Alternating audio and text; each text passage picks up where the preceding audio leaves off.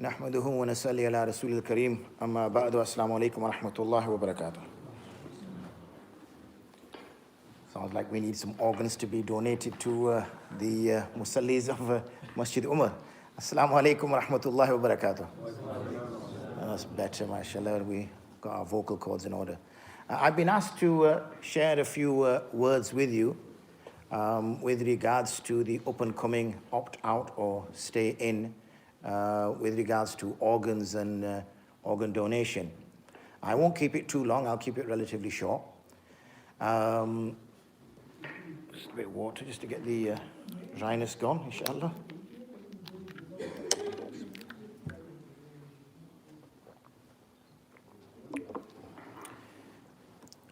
Let me start by setting out some principles.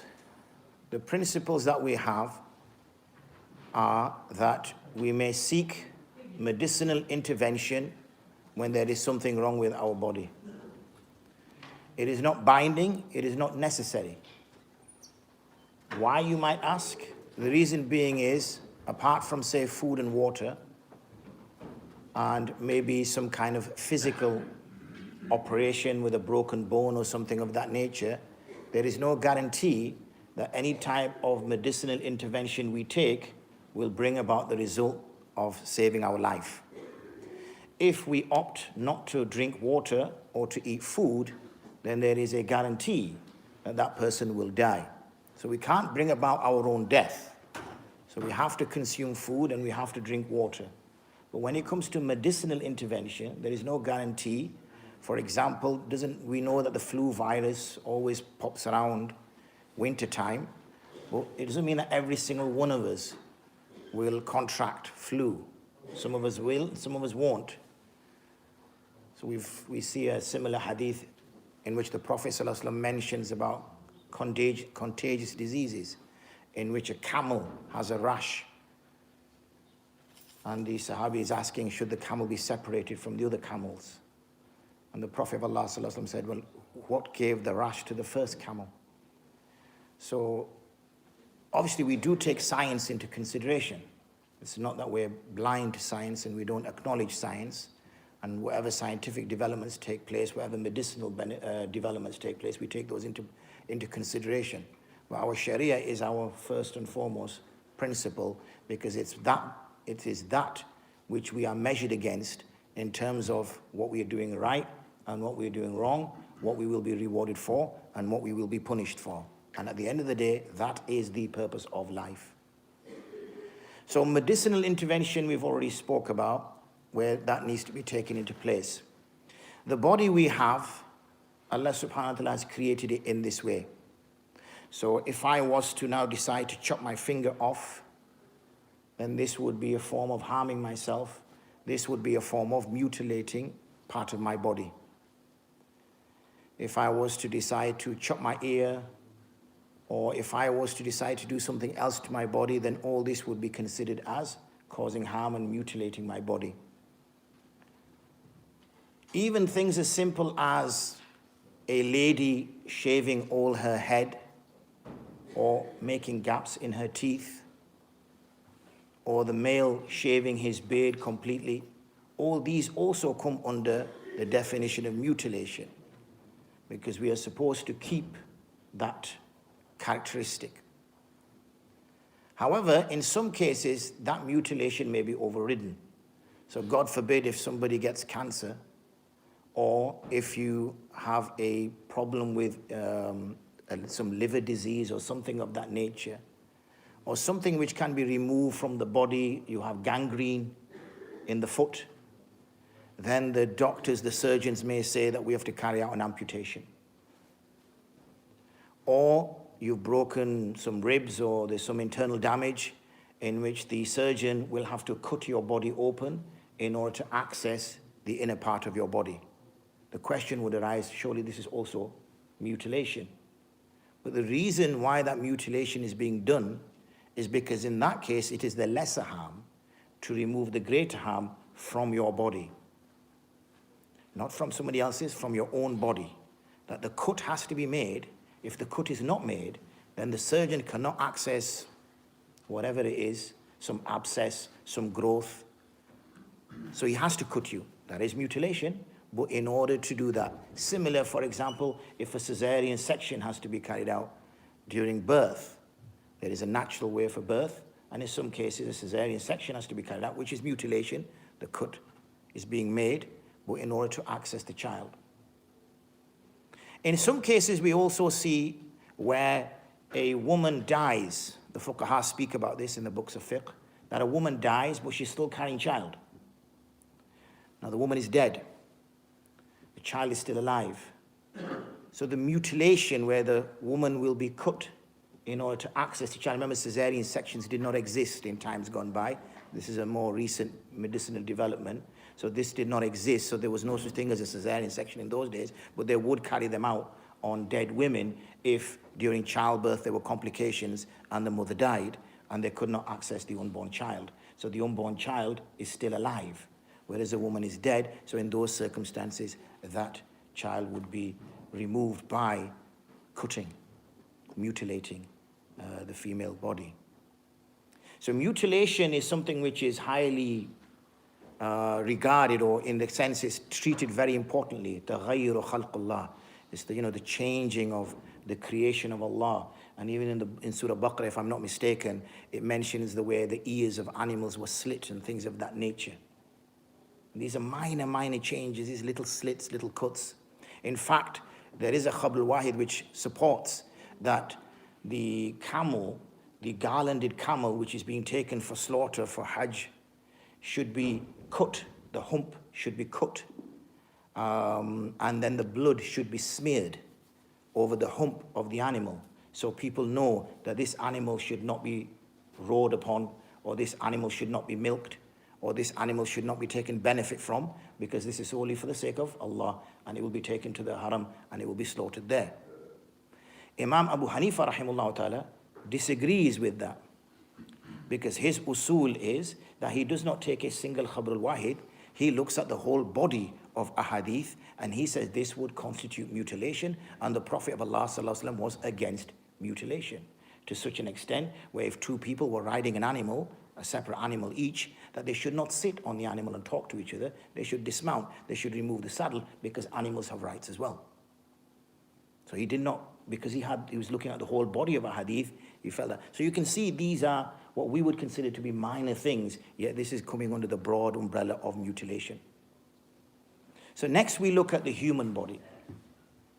The human body itself.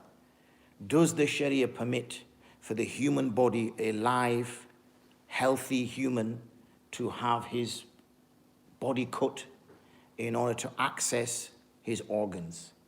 Now, if we have organs, say like kidneys, then it is known that a human can survive on one kidney if that kidney is removed. But he has no guarantee that in 3 months or 6 months down the road, he's going to contract an illness in which he now can't survive with one kidney. There is a reason why Allah subhanahu wa ta'ala placed 2 kidneys there. So by taking that step, he's putting him, so under his ruling is mutilation. But I want to leave that discussion for now. I want to take the discussion onto what is referred to as the majority of organ harvesting, or the majority of organ retrieval, is when the human is dead. And I say dead with little speech marks.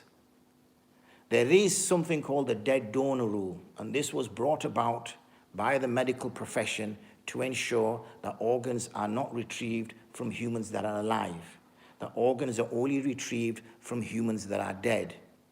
But this is somewhat of a paradox. Reason being is that if the human is dead, then his organs are dead.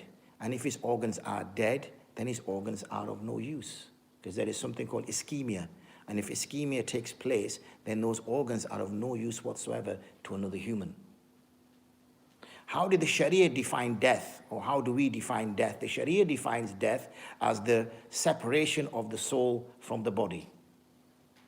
So when we were in our mother's womb, prior to the soul being blown in, we were a part of our mother. Like she had a hand, like she had a foot, like she had an ear, she had this other growth inside her womb. When a soul was blown in, then we had our own identity.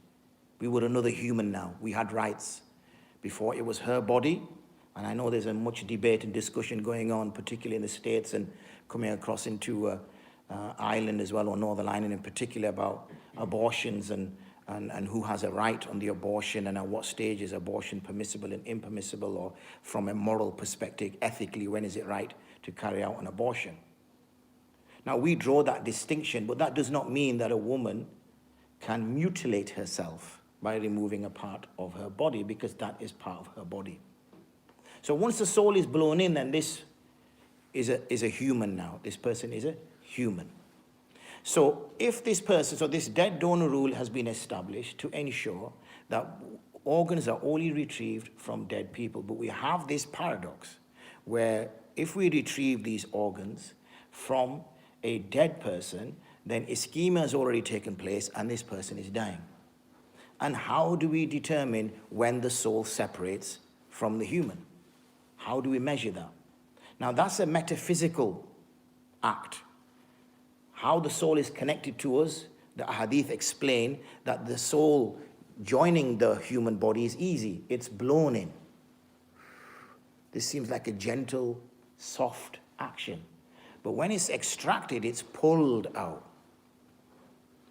Okay, it's pulled out. As gentle as possible for the pious people, and the person feels as the soul is leaving from his feet through his legs, and then his eyes usually follow it as it's extracted from him. Why? Because obviously the soul is connecting itself to the human, the dunya, the longer it stays here. It has an affinity for this world. It doesn't want to separate from it.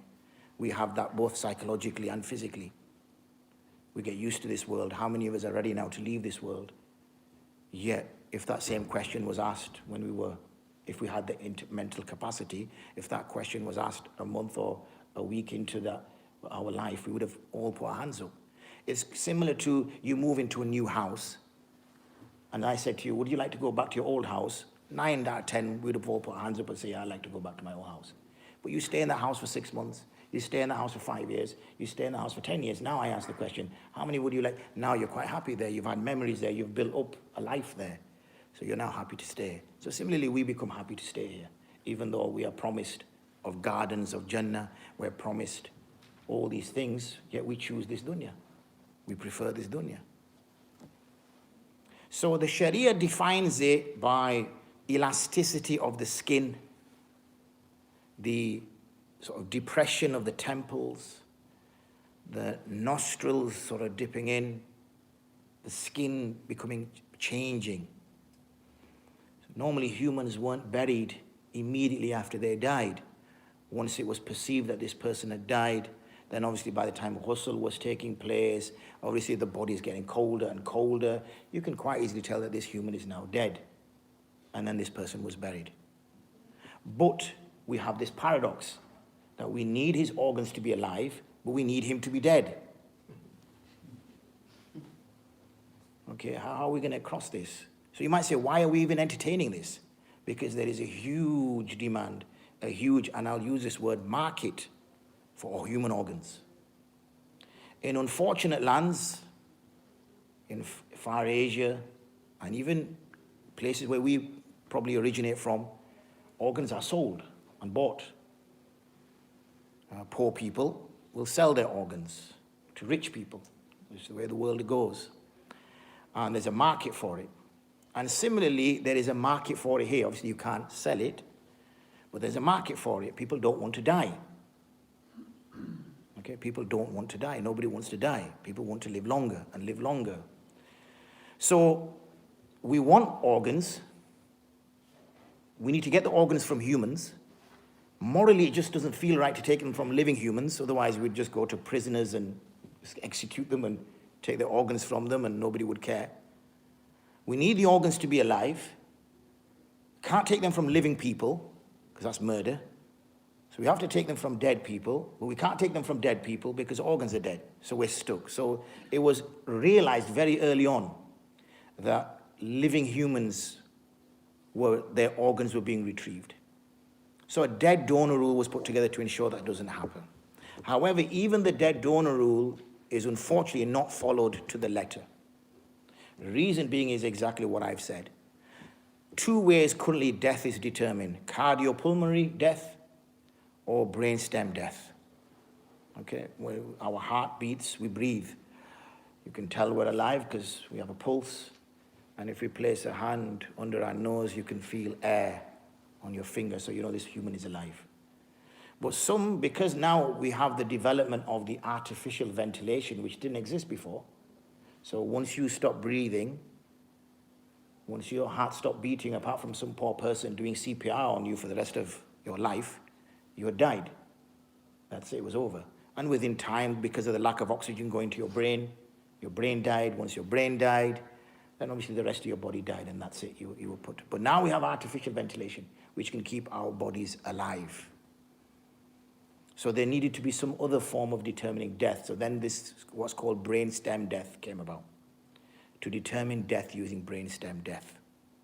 But even using brainstem death, and I can't quote all the necessary material to you, you'll find I've written a detailed research fatwa on this. So if you Google it, search it online, you should find it, inshallah. If not, it's on our Telegram channel. And maybe if Osman just forwards it on the Facebook page or something like that, inshallah. So you'll see that certain aspects of the human continue even though he is brain dead. Okay, certain things continue, which would mean that he's still a live person. A woman has given birth while she was supposedly brain dead. So therefore, it's clear we can see that there is no, at the moment, real understanding of when death is occurring.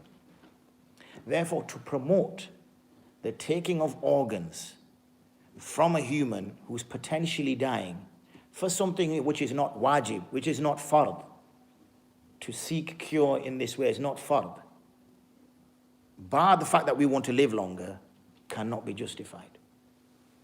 It cannot be justified. And morally, as a community, we need to stand for that. I appreciate if we make the emotional argument, if one of us sat here now had a daughter or a son that needed an organ, then we would be emotionally engaged with it. It would be very different. We'd even justify, I guess, if one of our children ended up going to, say, prison, we would disagree with long sentences. You know, when you're in that situation, it's human nature. You can't see straight. You're emotionally engaged with the process. It's too difficult. That's why they bring doctors in whenever they're kind of making decisions. It's not necessarily always the doctors who are providing the care to the patient. They try to get external doctors in as well to also get second opinion, third opinion. Why? Because they're separate. They're not emotionally engaged with the process. So when I'm consulted and other ulama are consulted about switching ventilation machines off for individuals who have been declared brain dead and there's no chance of recovery or things of that nature, then a decision has to be made there. Now, in England anyway, by spring 2020, if I'm not mistaken, there will be, because now before it used to be you opted in, you chose to be a donor, you will have to opt out in order not to be a donor. They've changed it around because I think people are just a little bit lazy and they just choose not to donate, whereas now they will have to take an actual stand by choosing not to donate. Now, even if a person doesn't go ahead, they should go ahead if they, from an Islamic perspective, but if they say they choose not to, then as long as they've let their family members know, they cannot retrieve organs unless the family has given the nod. So if the family know that my father, mother, brother were against this, they did not want their organs to be retrieved, then they can also make that point. We obviously need to look into it, read about it. This is something which will take place, as I said, spring 2020. We need to understand the process. We need to understand what we're doing. For us as Muslims, it's a bigger picture for us. We accept death, We're not morbid in that, where we think of death and whatever, but we are told that this is just a journey, that this life is just a part of that journey. It is not the life. But when we get detached from the hereafter, when we sort of lose that, then we unfortunately, our focus goes on to this state of mind. I'm not even going to go into the medication which is required for the person even when he takes the organ, because the body could refuse it as a foreign object. When the body refuses it as a foreign object, because obviously you put something else inside your body, So when he refuses it, it's going to disconnect from him. So you've got to take medication for the rest of life. There's no guarantee that that will give you a better quality of life. There's no guarantee that it will extend the duration of your life. It's all a guessing game, really, and all the pain that you have to go through and all the difficulty that one has to go through during the process. So we're not even talking about, I'm moving away now from the Sharia perspective. So these are important factors that need to be taken into consideration. We know why the NHS will push for something of this nature, obviously, because the demand is incredibly high. People are queuing up for donors. And because we tend not to get donors from, say, the BAME, the black and ethnic minority groups, then there's a greater demand for donors from those groups. So there will be that demand there. But we have to take a broader understand what our purpose here is, what we're trying to achieve. We understand what illnesses are there for. Illnesses are also a means for us to reflect the time when we were healthy. It is for the rest of us to look and think, Alhamdulillah, that I have the ability to walk, this brother can't walk. Alhamdulillah, I have the ability to see, this brother can't see. So we recognize the ni'mats which Allah subhanahu wa ta'ala has given us. It's also a means of removing the sins that we've generated, which unfortunately we've not sought repentance for, which we've not given kafara for. So it's a means of removing that from us. And it's something that we should accept. There are, as I mentioned, legal ways, and even in certain cases, what I consider as tadawi bil haram, where there are illegal ingredients that the Sharia permits its use. Once it has been proven that that will bring about this person's health or recovery. But that's when it involves not bringing death to another person in the process, because now you are acting like God and you are saying that this person's life is of less value than this person's life. So then it becomes a moral argument. Should an organ donation take place to a person who's a serial rapist? Should it or shouldn't it? No, it shouldn't. Why shouldn't it? Because he's human, he might make tawbah. So he should get it. No, he shouldn't get it because he's a serial rapist. He's going to carry on raping more. No, but so now we're entering into what should be left to Allah. Allah subhanahu wa ta'ala decides when life should be given. Allah subhanahu wa ta'ala decides when death should be given. So legitimate ways, we have, as I mentioned to you, Sharia has given permissibility, legitimate ways, and there are many legitimate ways. But this is a process, because I've not gone into the more greater details, and obviously we've gone up to 20 odd minutes, is that the chemicals which are added to the person who's dying in order to make sure his organs are fresh, that also brings about the death of the person. The resuscitation, where the individual will not be resuscitated because you need his organs. And if you were to resuscitate him, then obviously he will be alive. But the family have accepted his death. So let him die.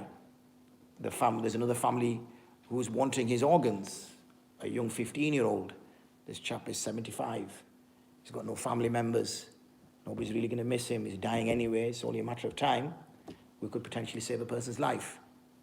So once we start making these kind of decisions, then it becomes problematic. So I hope that without being too technical, I've managed to, I don't know if I've managed to, I've tried to explain a complicated subject and hopefully bring about better awareness.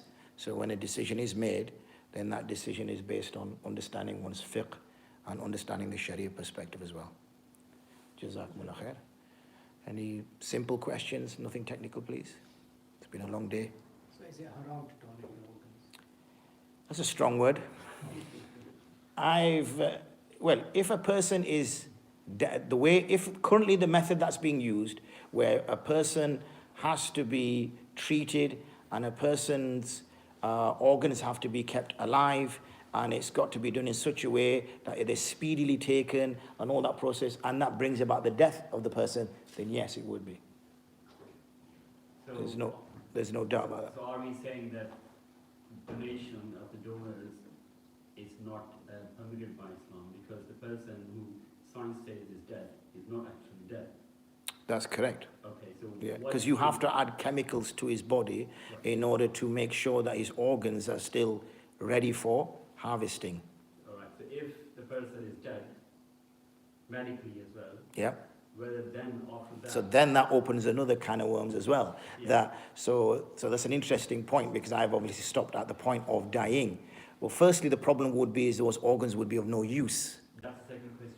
Yeah. But whether then is permissible by Islam. That's what I was going to go to next. So first of all, it would be that they're not of no use whatsoever. Secondly, would it permit the cutting of a human in that case? Yeah. Well, that again would come under mutilation, which was the point I was making right at the beginning, where the mutilation carried out. So if, say, a person had swallowed a £1 million diamond, then, and the owner said, I want that diamond back, and there was no way of retrieving, they could wait, they could bury him and wait for him to decompose and collect it, but that person says, no, it's my right, I want that diamond. Then the hukuma, whatever the judicial powers are, they can carry out an autopsy and retrieve it. And I'm glad I mentioned autopsy, because we are somewhat a strange community, because we have argued against the NHS to invest in non-invasive autopsies, because we say it's haram to cut the human body. We say to carry out an autopsy is impermissible. We want a non-invasive. We want to put him in like a scanner, and the scanner will do a full body scan and they'll give it. In fact, we kick up a fuss when they hold our bodies back and they say, sorry, no, he died under suspicious circumstances, we need to carry out an autopsy. We say, you can't do that, it's against our Sharia. Why? Because they're cutting the body. So we find that mutilation. So how do we find that mutilation and not in this case where the exactly same But thing you is? mentioned some mutilations are permitted. For example, Allah has given us 2 kidneys. Yep. So one kidney can save another person's life. It could potentially save another, but this is it. Is authorized. But can we make that decision? Can we, as Muslims, make that decision that Allah subhanahu wa ta'ala has given me 2, which means that I can give another one away to somebody else? That this is something that I can just give away as something I can choose to do so because Allah subhanahu wa ta'ala gave 2. It could be that that person 6 years down the road suffers from some kidney breakdown and now he needs the other kidney, but he doesn't have it anymore. So it's this whole thing of we have, as time has gone on, wanting to become independent from Allah. So, for example, we have insurance. And one of the reasons for insurance is so tawakkul Allah goes. If your house is insured, would you care if you leave your front door open or not? Are you going to pray Ayatul Kursi or not? Well, you don't care because someone breaks in, insurance is going to pay out. Next time you get into your car, are you going to read the dua for a safe journey? Well, it doesn't really matter because if I crash, I'll get twice as better car. So what insurance does is it removes the tawakkul upon Allah. So similarly, when it comes to medicinal developments, we want to decide, and this is why they say about babies, I forgot the term, where you can design the babies, that's the phrase, where you can design your own baby. They can manipulate DNA, yeah, and you can now start picking that I want my child to be 6 foot, I want him to have blue eyes, I want him to be clever, whatever. So is that medical development, or is that us now trying to become our own gods? So we also, not only should we look at the biological aspects, we should also look at the philosophical aspects that are going on as well. And in a way, we're trying to kill God, so that Allah plays no role whatsoever. We decide all matters, we decide all things, we decide when we want to be born and how we want to be born and what we should look like, who we should marry, who we should love, and all these things. And this is just the humanistic kind of way we're going about it. In fact, this is not too different than the sort of Nazis' eugenics approach, because they had dismissed God completely from the equation and they wanted to make the perfect human. So by making the perfect human, you had to be 6 foot, blonde, blue eyes, certain size, certain IQ, whatever, and they wouldn't allow, black-haired, small people, or, Jewish people, or whatever, ill people, handicapped people, or whatever. They wanted to kind of remove them from society so that they would have this perfect race of people. So that shows when science does not have the moral control, which doesn't necessarily have to be, for us, it's Shari-based, but for others it might be Christian, Judaic, whatever. If it doesn't have that, then science uncontrolled can become easily a vicious beast, because it's a tool. And depending on who's using it, then it can be used in the wrong way, as it can be used in a good way. I don't think anybody agrees that nuclear weapons was a bright idea. A weapon that can destroy half the planet, probably wasn't really thought through very well, because that's just, why would you want to do that for? So, but it's science. Nuclear fission was a fantastic thing. Energy was being produced. So we have to look at not just because sometimes what we do is we become very sort of piecemeal. When we look at the Sharia and how the Sharia should be applied, it's a holistic approach. We have to look at things in a total way. Not just this, but what is this having an effect on the person's mind? We're told that even when you take an aspirin, you shouldn't think that aspirin is making you better. If you do that, you have an aqidah problem. It's Allah's making you better. So, and this has been sort of proven from, science has shown that the placebo effect, where you can give a completely dud tablet and that person thinks he's getting better. Where he thinks, oh, I feel much better now. And you think, oh, no, you idiot, you've just been eating sawdust. So our aqidah always is Allah is making you better.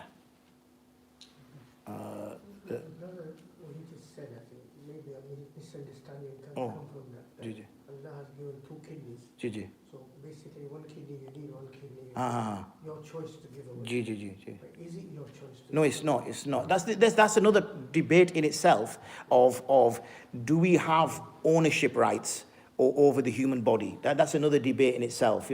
Is this mine? Am I Malik of this?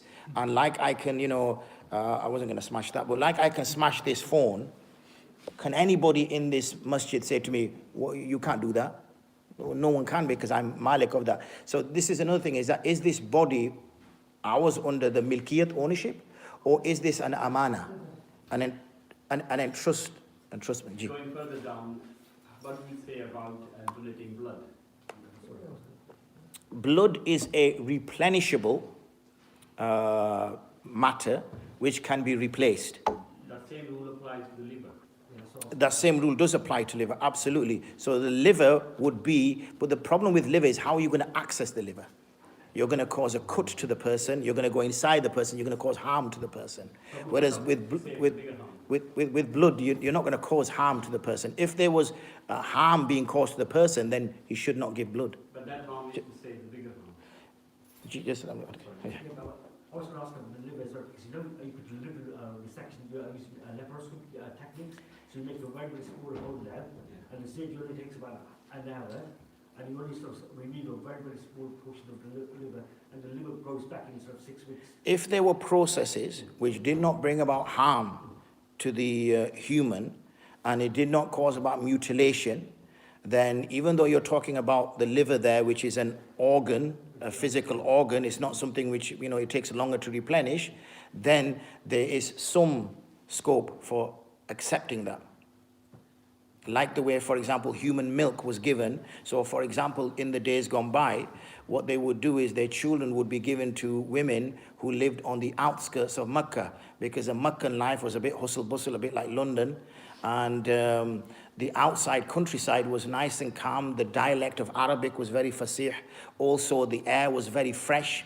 The milk was very good. The water was very good. So people would give their children. Rasulullah Sallallahu Alaihi Wasallam was also given to be fed by women who would live on the outskirts. Now, there was no way of removing milk from a woman's breast in those days. There is now. So nowadays, a woman can remove milk and then tell her husband to feed the child in his shift, if he has a shift. But before that was not possible. And milk is also something which is replenishable. So when a woman feeds a child milk, obviously this is not even her own child. Her own child, obviously there will be some level of responsibility. But when she feeds a child milk, her milk will be produced again, and then she can continue to do so. And the blood is in a similar sort of vein to that. Similar sort of vein to that. Sorry for the pun. Gee. I think two important points, mashallah, is one is Tawakkul ala Allah, and two is who has malkiyat on our body. Obviously, Allah subhanahu wa ta'ala has malkiyat over our body. So as you said, these decisions are out of our hands. Absolutely. Anyway. And also, the fact that we have to have tawakkul on Allah subhanahu wa ta'ala. Yeah, this is, I'm glad and it's worth revisiting this. This is the actual cornerstone of our deen, is to trust Allah. And, things like insurances, things like, CCTV, things like, burglar alarms, they're all fantastic. We all have them. But what they do is they slowly break the connection between us and Allah. Because we stop trusting Him.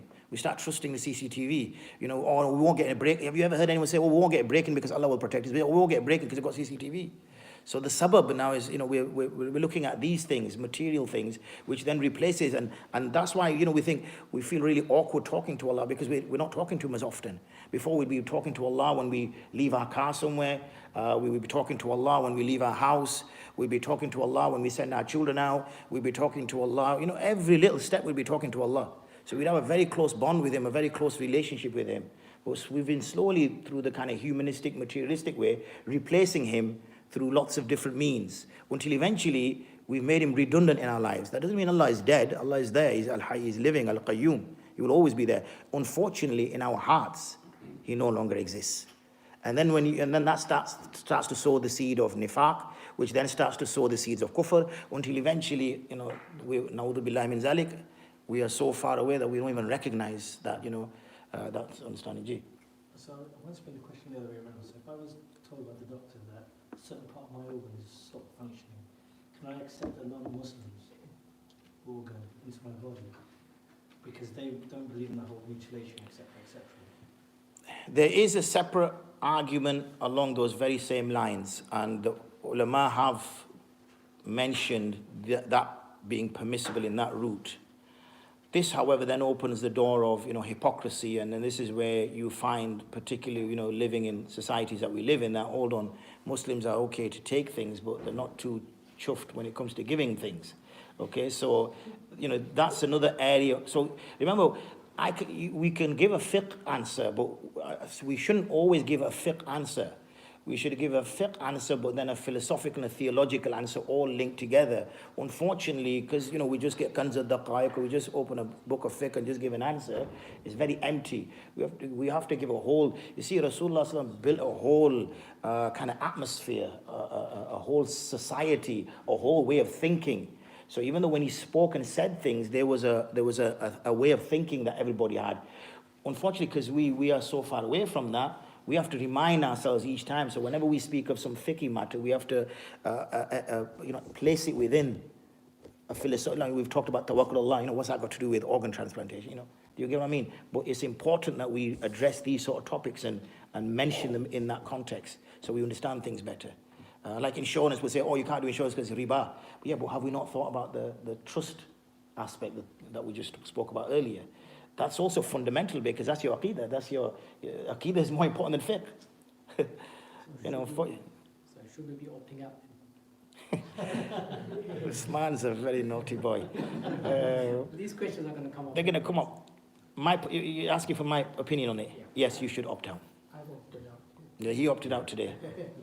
So yes, you should opt out, obviously, because of what is. Inshallah ta'ala, you see, this is what I was speaking to some colleagues the other day.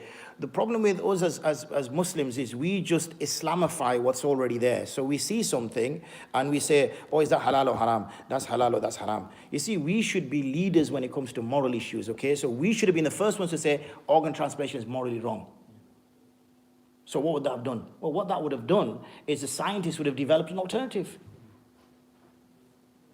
Now they are developing an alternative. Now they're looking at, because now they're seeing it morally being a bit not right. So now they're developing, okay, I appreciate they're working on pigs and things like that, but they're developing where in a laboratory using cells, human cells, you can make an ear. So they're growing ears on the back of mice.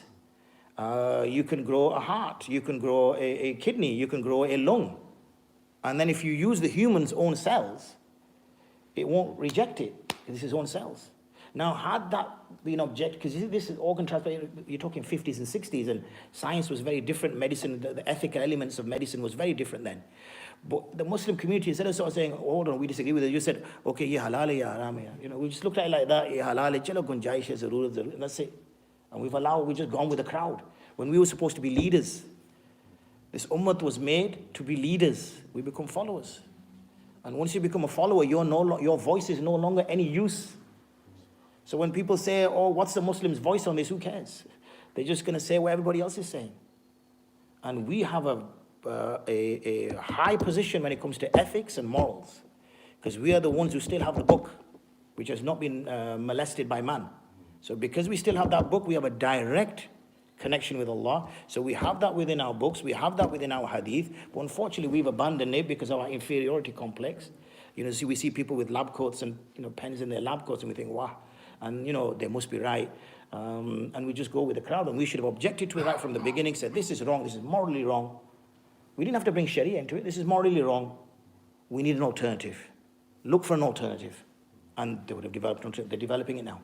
So I think within 20, 30 years of this kind of conversation will be redundant anyway, because they'll be manufactured within laboratories. Just to clarify, so when they do the organ harvesting, medically and technically and in terms of Sharia, that person is still alive because, as you said, the organs need to be taken when the person is alive. So when I was invited to a session in Birmingham with the leading experts in brain death, and they read my paper, and I put this question in black and white to them because just to get, and they said absolutely true. It's a moral decision, not a medicinal decision. They're saying it as it is. It's a moral decision. Morally, society has accepted that this person is going to die. He's 5 hours away from death, an hour, you know, a day away from death, 5 days away from death. He's 70 odd or whatever, or he's brain damaged. He's just been in an accident on a bike. He's brain damaged. He's not, and they make a moral decision. It's not a medical decision. It's a moral decision. So if it's a moral decision, what should dictate morals to us? Islam. That's where we get our morals from. We don't make. So we had a Musalli, everyone knows it probably. We used to live in the front of Battisa, really, and we had patches. I was called to the hospital, this is 2 years ago I'm talking about. He's just passed away now. And the family were there, family were in basically arguing that the hospital was saying, turn the machine off and he'll be dead in 10 minutes. We'll do whatever you want, turn him towards the Qibla, this, that and the other. And one brother was like against it, no. So I was brought in as, so I went in there, I said, listen, okay, turn the machine off. It's not necessary that the person will die. Death can only come if Allah has willed death for him. But the surgeon was so certain that that man was going to die within 10 minutes, guaranteed death.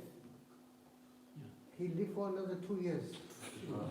They took the machine off and he started breathing. 2 years. And that's you know, that's a very good example. Jazakum khair for sharing that. That just kind of epitomizes what I'm saying here. So that means, And even like adoption, abortion, and somebody came to me, he's a Musalli of mine. I think about 7 months down the line, the doctor said that the baby inside is deformed and whatever and whatever.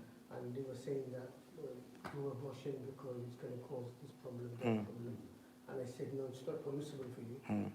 The boy is alive, and alhamdulillah, perfectly normal baby. The guy, whenever he sees me so much respect. So you saved my life. You saved my son's life. Yeah. Because this is what they wanted. Just on that point, just keep that thought in mind, is that when that question comes to me about abortion, even when it's 3 months, 4 months, 5 months, I ask the person, I said, do you have a son or daughter? And the person said, yes, I have a son. What's his name? His name is Ali. I said, okay. I said, how old is Ali? I personalize, add a bit of emotion to it. I said, how old is Ali? Ali's 9 years old. How is Ali? Does he play football? And I make him talk. And he says, yeah, he's doing well at school and whatever. I said, okay. So imagine Ali was deformed, I said. And he goes, okay. I said, now what I want you to do is I want you to go kill him. He goes, never. I will never kill Ali. I said, why? He's deformed. Yeah, because Ali is my son. I said, so what is wrong with the one that isn't born yet? Just because he's not born, he has no rights. Just because this one is born, he has rights. It's just we become emotionally attached to people, and at the moment we're not emotionally attached to this person because he's not born. Whereas Ali, we've seen him grow, we've seen him play, we've seen him fall down, he's gone to school, his first tooth came out. You know, we've seen the whole thing, we've got the pictures and the selfies and everything. And now, obviously, this child, we don't even know. He doesn't have a name. Chalo, you know, forget about it. Yeah, can't go on abortion. Who's going to look after a deformed child? You know, it's going to be a full-time job for you, and it's going to be a full-time job for me. But we wouldn't do that if it was a child we already knew. So we've got to try to understand things. Just because they don't connect in our mind, if we look at things more broader, then we'll start to appreciate what Allah subhanahu wa ta'ala, because the Sharia is not necessarily that everybody understands it. Even some parts of the Sharia, the ulama don't understand it. because Allah subhanahu wa ta'ala does not want to declare it. Sometimes the Prophet of Allah sallallahu alaihi wasallam would explain the rationale behind something, sometimes he wouldn't. Sometimes Allah subhanahu wa ta'ala explains the rationale behind something, sometimes he doesn't. Sometimes it might be because it's beyond our capacity, it might be because we won't appreciate it, whatever the reason is. We are here to worship Allah, and that's what we're here for. And we've got to try to gain more of that. Gee, brother. Just a different scenario. What if the government passes a legislation and makes it compulsory to donate organs, like home insurance, car insurance? When it becomes a compulsory aspect, this is a whole topic which we'll probably carry on for another hour, is that if you have a law which is what you would consider law of the land, and if you have a law which is a law of the Sharia, how and where do you try to meet the two in the middle?